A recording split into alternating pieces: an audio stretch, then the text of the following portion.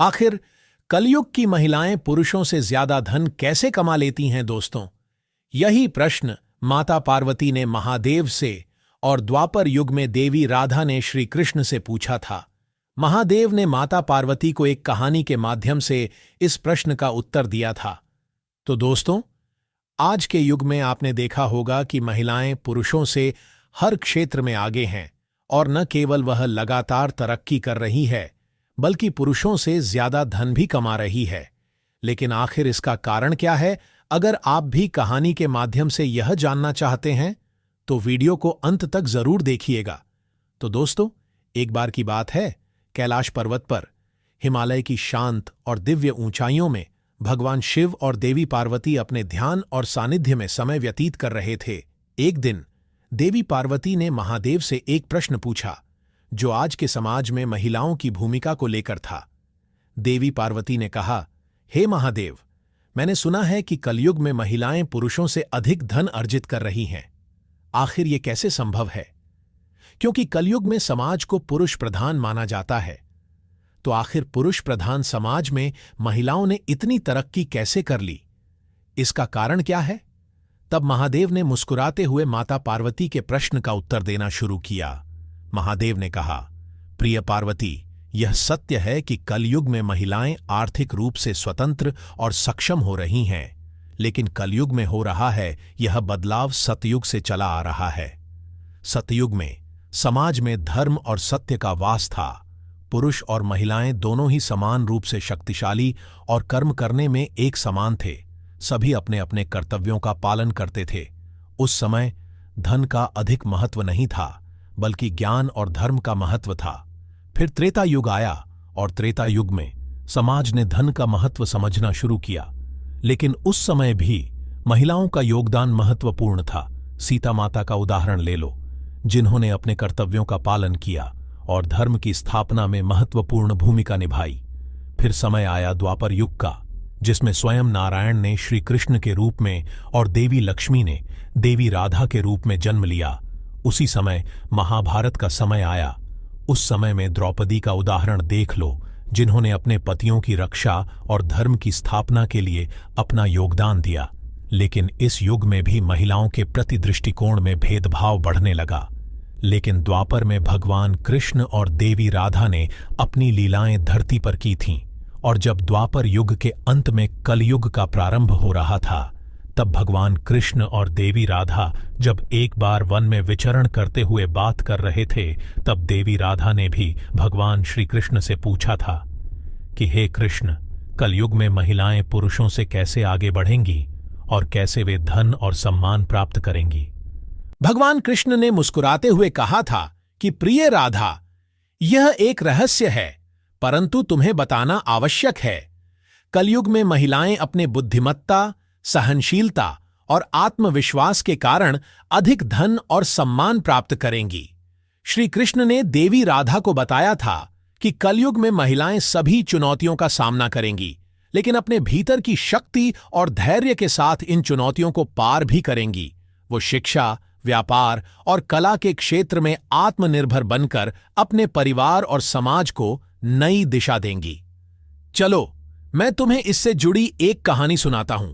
कहानी सुनाते हुए श्री कृष्ण कहते हैं कि कलयुग की प्रारंभिक काल की बात है। एक गांव में एक गरीब महिला गौरी अपने 2 बच्चों के साथ रहती थी। उसका पति एक व्यापारी था जो कुछ समय पहले ही स्वर्ग सिधार गया था। गौरी के पास धन दौलत नहीं थी, लेकिन उसकी आत्मा में असीम साहस और धैर्य था। गौरी ने अपने पति के व्यापार को संभालने का निर्णय लिया। उसने व्यापार के गुण सीखने के लिए गांव के बुजुर्गों से मार्गदर्शन लिया। धीरे धीरे उसने व्यापार में निपुणता प्राप्त की और उसका व्यापार बढ़ने लगा। गौरी ने अपनी बुद्धिमत्ता और मेहनत से न केवल अपना व्यापार बढ़ाया, बल्कि गांव की बाकी महिलाओं को भी सशक्त बनाया। गौरी ने एक समूह बनाया जिसमें गांव की सभी महिलाएं शामिल थीं। वह उन्हें व्यापार, कला और शिक्षा के बारे में सिखाती थीं। उसकी प्रेरणा से गांव की महिलाएं आत्मनिर्भर बन गईं। एक दिन गांव में एक महान संत आए। उन्होंने गांव की उन्नति और गौरी के योगदान को देखा। संत ने गौरी से पूछा, हे देवी, आप इस गांव की महिला होकर कैसे इतनी सशक्त और आत्मनिर्भर बन गईं? तब गौरी ने साधु की बात का उत्तर दिया, हे साधु महाराज, यह सब भगवान की कृपा और महिलाओं की आत्मशक्ति का परिणाम है। जब हम अपने भीतर की शक्ति को पहचानते हैं और अपने सपनों को साकार करने के लिए मेहनत करते हैं तो हमें सफलता जरूर मिलती है। संत ने गौरी को आशीर्वाद दिया और कहा, तुम्हारी कहानी कलयुग की सभी महिलाओं के लिए प्रेरणा बनेगी। तुमने दिखाया है कि महिलाएं अपनी बुद्धिमत्ता, सहनशीलता और आत्मविश्वास के बल पर किसी भी चुनौती को पार कर सकती है। गौरी की यह कथा पूरे देश में फैल गई। उसकी प्रेरणा से अनेक महिलाएं आत्मनिर्भर बनी और समाज में अपनी जगह बनाई। कहानी सुनाने के बाद महादेव ने माता पार्वती को बताया कि देवी पार्वती श्री कृष्ण की यह बात बिल्कुल सत्य थी कि जब कलयुग में महिलाएं अपनी आंतरिक शक्ति को पहचानेंगी तो वे किसी भी परिस्थिति में सफलता प्राप्त करेंगी, और जब महिलाएं हर क्षेत्र में तरक्की करेगी तो पुरुषों से ज्यादा धन कमाना उनके लिए कोई आश्चर्य की बात नहीं होगी। दोस्तों, आजकल महिलाएं शिक्षा, विज्ञान, राजनीति, व्यापार और समाज के हर क्षेत्र में पुरुषों के साथ कंधे से कंधा मिलाकर काम कर रही हैं। उन्होंने अपने आप को साबित किया है कि वे किसी भी मामले में पुरुषों से कम नहीं हैं। महादेव की बात सुनकर देवी पार्वती महादेव से कहती है कि प्रभु में समझ गई महिलाओं की आंतरिक शक्ति ही उन्हें धन कमाने के लिए प्रेरित करती है।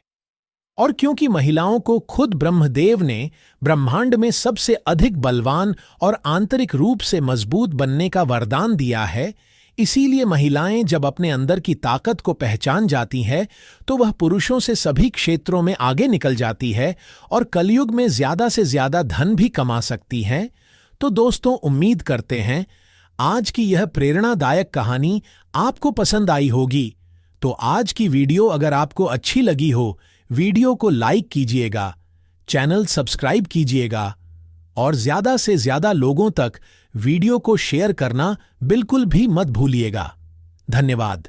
की बात सुनकर देवी पार्वती महादेव से कहती है कि प्रभु में समझ गई महिलाओं की आंतरिक शक्ति ही उन्हें धन कमाने के लिए प्रेरित करती है। और क्योंकि महिलाओं को खुद ब्रह्मदेव ने ब्रह्मांड में सबसे अधिक बलवान और आंतरिक रूप से मजबूत बनने का वरदान दिया है, इसीलिए महिलाएं जब अपने अंदर की ताकत को पहचान जाती हैं तो वह पुरुषों से सभी क्षेत्रों में आगे निकल जाती है और कलयुग में ज्यादा से ज्यादा धन भी कमा सकती हैं। तो दोस्तों, उम्मीद करते हैं आज की यह प्रेरणादायक कहानी आपको पसंद आई होगी।